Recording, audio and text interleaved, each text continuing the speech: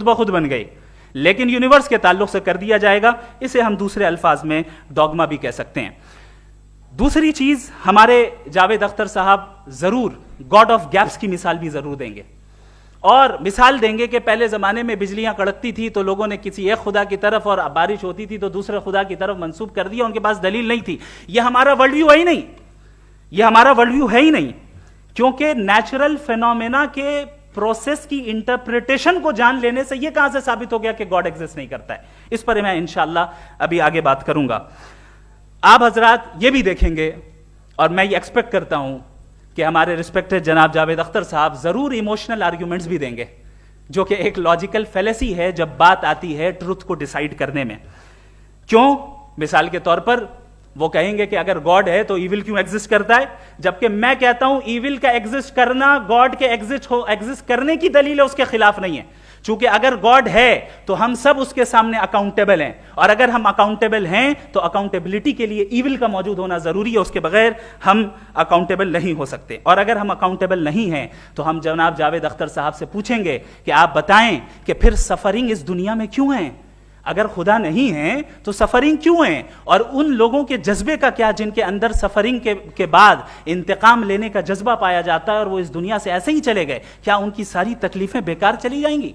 अब आ जाएं उसी एग्जाम्पल की तरफ कि बॉल, मुझसे अगर कोई पूछे इस बॉल को किसने बनाया और या इस एक्सपेंडेड बॉल को किसने बनाया, मैं कहूंगा कि चूंकि ये यूनिवर्स और इस यूनिवर्स की तमाम चीजें कॉन्टिंजेंट हैं। कॉन्टिंजेंट होने का मतलब ये होता है कि जो अपने एग्जिस्टेंस पे किसी के ऊपर डिपेंड करती हो, तो जाहिर है ये यूनिवर्स कॉन्टिंजेंट है। और अगर कोई चीज कॉन्टिंजेंट नहीं है तो मैं रिक्वेस्ट करूंगा कि मुझे दिखा दें कि कौन सी चीज यूनिवर्स में कॉन्टिंजेंट नहीं है, हम भी जरा गौर कर लें और हम भी देख लें।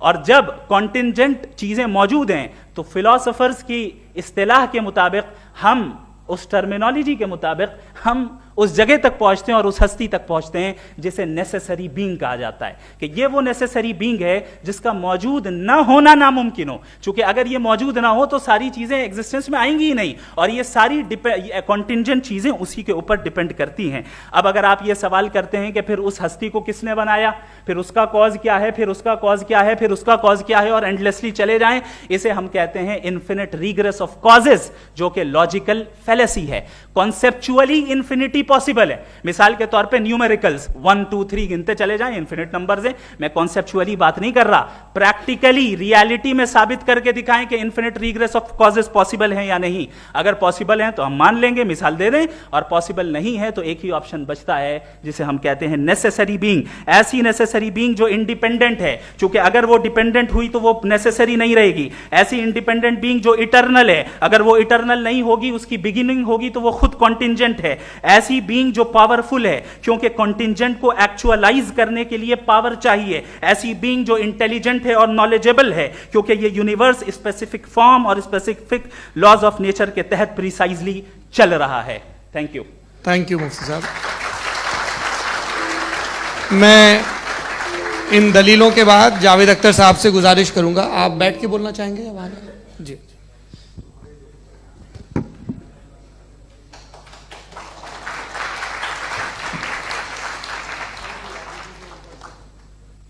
पहले तो मैं मुफ्ती साहब को एक अच्छी खबर देना चाहूँगा कि मेरी नॉलेज साइंस के बारे में बड़ी मामूली है, तो आप फिक्र ना करें उसकी, लेकिन कुछ कॉमन सेंस है मुझ में। देखिए, ये खुदा का तस्वुर कोई नया तस्वुर नहीं है, ये सदियों से रहा है। ये कुछ रिलीजन 3000 साल पुराने होंगे, 4000 साल पुराने होंगे, लेकिन इंसान कोई 10,000 12,000 साल से एग्जिस्ट करता है होमोसेपियन की शक्ल में, और हमेशा कुछ ना कुछ मजहब रहे। ये मजहब जाहिलों के नहीं थे, ये मजहब एक ऐसी ग्रीक सोसाइटी के थे जहाँ बड़े बड़े फिलोसफर्स पैदा हुए। ये मजहब इजिप्शियंस के थे जिन्होंने पिरामिड्स बनाए थे। ये रोमन्स के थे कि जिनका आर्किटेक्चर और सेनेट यानी पहली बुनियाद डेमोक्रेसी की, लिमिटेड थी मगर डेमोक्रेसी थी, ये उन लोगों ने किए थे।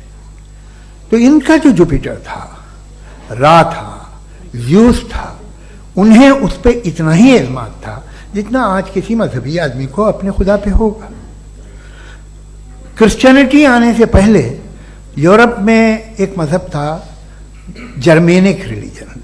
उसका एक खुदा था, उसकी एक बीवी थी, उसके 2 बेटे थे, एक बेटी थी। फिर जर्मनी में जब यूरोप में क्रिश्चियनिटी आई तो वो खुदा, उसकी बीवी और पूरे ख़ानदान चला गया। तो हमने, अगर हम हिस्ट्री देखें तो खुदा जो है वो ज़्यादातर फ़ानी है, वो हमेशा रहे नहीं।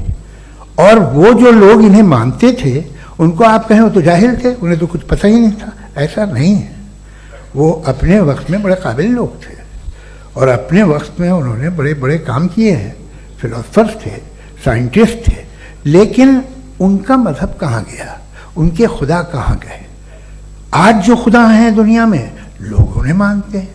आपको क्या मालूम कि कितने बरसों के बाद क्या होने वाला है? हम यूरोप में देखते हैं तो चर्च खाली हैं। तो वक्त के साथ चीज़ें बदलती हैं। जहाँ तक इसका ताल्लुक है मजहबों का, हर मजहब आपसे एक चीज़ मांगता है, फेथ। ये फेथ क्या चीज़ होती है?